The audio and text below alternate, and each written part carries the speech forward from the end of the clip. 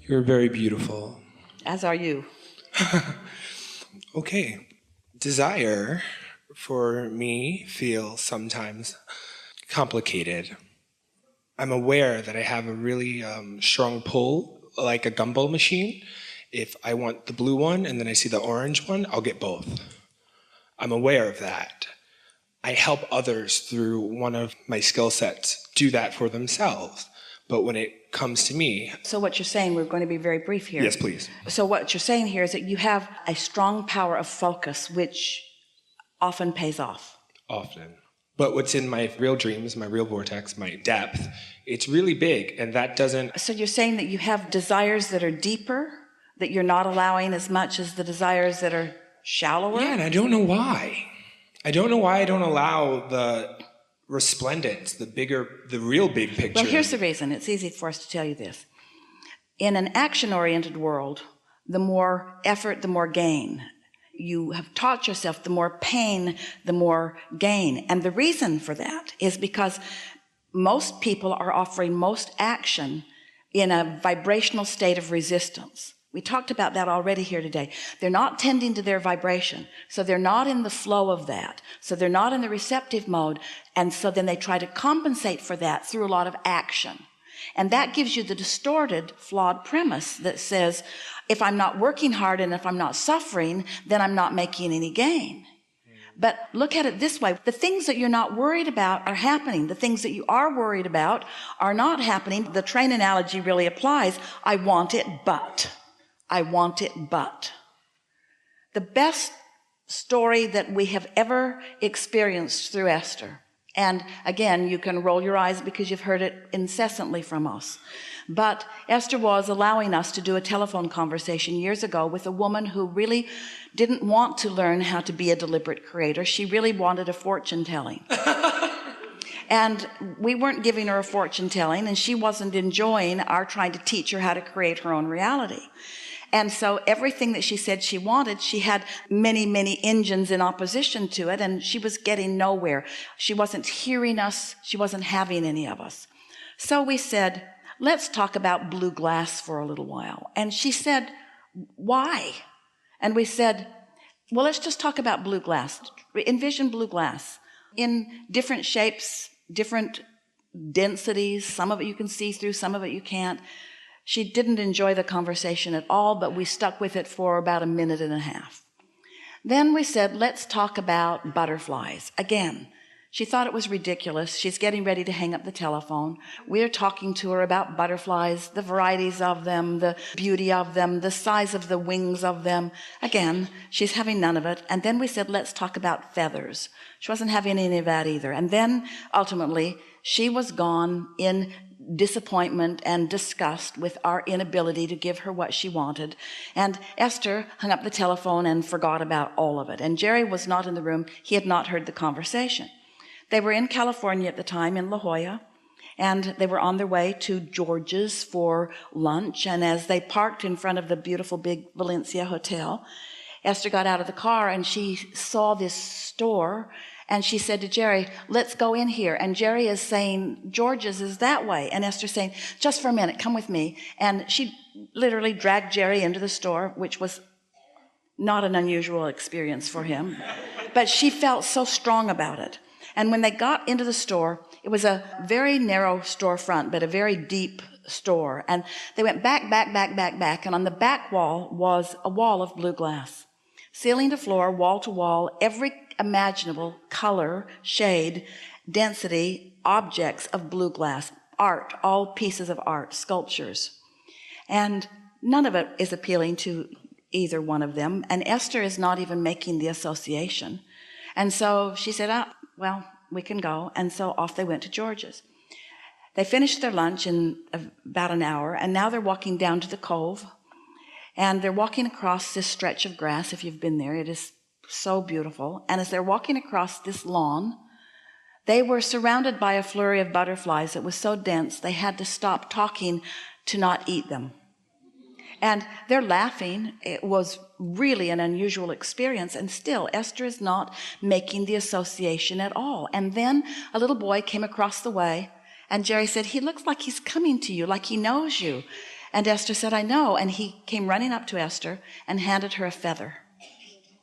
And then Esther remembered, oh my God, she said, Abraham was talking about blue glass and butterflies and feathers. And we say, when you have these subjects on your mind that hold no resistance whatsoever, the universe can yield them to you all at once in such dramatic fashion that you will feel the blessedness of your being. But when you have a subject that you have been focused upon hard and been working at hard, so that you have a desire and resistance that is equal, then even though the universe is yielding, the universe is giving you impulse, the universe is showing you right where things are, because this is always true. Your inner being knows exactly where you stand in relationship to everything you want, and it's calling you along your path of least resistance to it. And so the only answer is to stop thinking so hard, stop trying so hard, stop efforting so hard, and therefore putting resistance on your own path. It's time for you to say, okay, Abraham said there's step 1, step 2, step 3, step 4, step 5, step 1, 2, 3, 1, 2, 3, 1, 2, 3. I've done 1, 2's done for me, 3, that's my step. That's my step. And step 3 does not include figuring out how it's going to come about. When you know what you want and why you want it, softly and gently, and you're not trying to figure out how it's going to be, where it's going to be, who's going to bring it, when it's going to be there, how it's going to get there. When you're not doing that, then you're not blocking your own path of least resistance, you see. That's totally it. So what is it that would make any of you have a hard time letting go of these reins, letting go of the struggle? Why is it hard to let go of the struggle? Because you believe that the struggle helps. It doesn't. It never helps. But you say, Abraham, be sensible. If somebody wants to move that, then it's just going to take some people making the effort to move it. And we say, we don't want to talk about that mundane stuff of just moving stuff from place to place. We don't want to talk about regurgitating, just moving things around. You are creators. You are creators that are taking the environment that you live in and molding it into something that is even more. This is mastery of creation. This isn't regurgitation or just moving things around. And that kind of creation does not happen with effort. It happens with allowing. Step 1, set it forth. Step 2, brought it about. It's time for you to do your now part of step 3, which is getting into that expecting. I feel blessed. I am good. I deserve this. It's my time. It's time for you to cash in your vibrational chips and experience the thrill of your thoughts evolving in your own mind, because it's that sweet spot that makes you want everything that you want. You've heard others say, and you've heard us say it too, it's the process, it's the process, it's the process. Well, it's the alignment, it's the alignment, it's the feeling of the energy, it's the flow, it's the creative flow. And when we talk to artists and musicians, when we talk to those of you who already see yourself in the creative arts, you get what we mean more than anybody else. Or a scientist that got an idea for a breakthrough, or an inventor that suddenly knew exactly what the world wanted or how to go about it. It's those thought breakthroughs that are the sweet spots of life. And once you get there, and here's the most important thing that we want to tell you. The work's already done, because sifting took a lot of time, and you've done it. And creating the vortex has been happening. You've done it. It's done. It's done. Now you just got to let it show itself to you. And that's what you were born to experience. You said, oh yeah, I'll sift and sort and I'll give birth. And we said, and we'll tend it and it'll be wonderful. And then you said, and then the good part comes. Then I will find a way to be in alignment with the pieces that I've put there. And as I'm in alignment, then I'll get to feel this powerful universal force working within my own mind. And I will feel that inspiration. I will know that impulse. I will know what to do. I will know where to be and when to be there. I will know what to say. I will know, and I will know that I'm on the path of it by the glorious way that I'm feeling while I'm pathing. I like that. Yeah. Well, we gave it to you with everything Esther's got. I felt that. direct proportion with the power of your asking. And so now, how else can we say it but just chill? Don't try so hard. Yeah. Let the blue glass and butterflies and feathers just come into your experience in the perfectly timed way that the universal forces can deliver them to you. Thank you. You reach the place where you'll discover that you barely thought about something. Oh, that would be nice if I knew about that. And then a person on an airplane sits next to you and gives you all of the pieces to that. And you say, oh, it is so remarkable. I was just talking about that yesterday or 10 minutes ago, and here you are. Those things are happening all the time to you. And they might as well happen to you about the things that you really care about. They might as well happen to you about the things that you are really passionate about, because they are the same. These universal forces, the law of attraction and your inner being, are not saying, oh, that's a harder one.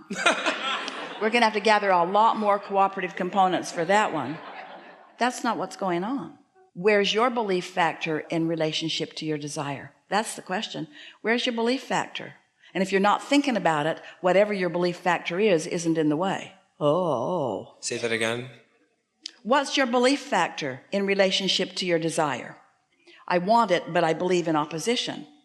But if you're not thinking about it, then your belief factor isn't hindering you. If you're not thinking about it, it doesn't matter what your belief factor is, because if you're not thinking about it, your belief factor isn't active. And if your belief factor isn't active, then your desire factor dominates. Hey, think about that. So what can I do to keep my resistant beliefs from messing up my desires? Distract yourself.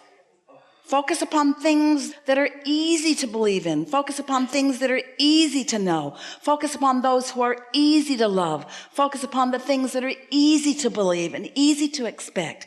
Because you could have 100 things that you want and only one of them that you believe, and if you focus on the one that you believe, the other 99 have to come too. Or you could have 99 things that you do believe and one that you don't, and you could focus on the one that you don't believe, yet one that you're struggling, and you mess up the other 99. Because your valve's either open or it's not, depending on what you're giving your attention to right now.